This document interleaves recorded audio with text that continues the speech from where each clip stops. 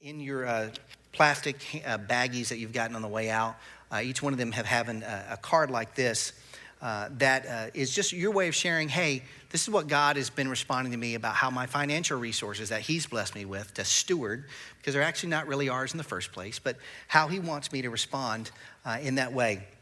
I do want to take a moment to explain it a little bit if I can, and then let you go this morning. We're doing something a little bit different. A lot of times, if you've been a part of a church and they present a vision, they ask you to just communicate back to them. What they ask for you is, hey, how do you want to give differently? And they just want you to say, hey, here you go. But in this card, actually, if you walk through it, it's fairly self-explanatory. But it's like, hey, this is how God in any particular year normally asks me to respond back to him through the church. And you put a number. Now, I want you to know this.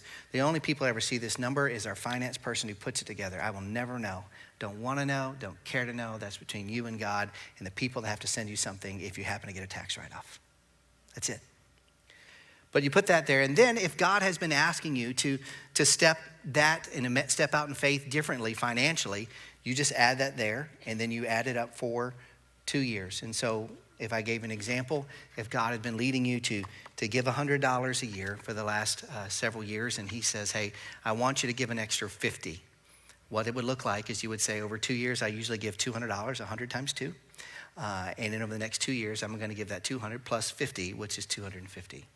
Now, that is the only numbers I'll ever mention to you because it is not my business what the numbers are. It's God's. We really believe that God will lead you. And if you go and ask, some of us in this room, nothing's going to change. Some of us in the room, we're going to be challenged at different levels. This is probably, as a pastor, one of my most uncomfortable moments as a pastor. If I'm going to be honest, this is one of the places my faith gets challenged because I've sat in enough rooms, enough times where I've felt arm twisted or guilted by people for this. This is not our heart. But I also want to tell you this too. As a pastor, if I don't give myself and all of us an opportunity to allow God to stretch us, I'm equally not discipling. So I hope that you hear my heart today, that you look at this and you ask God, and we trust that God will do what God does.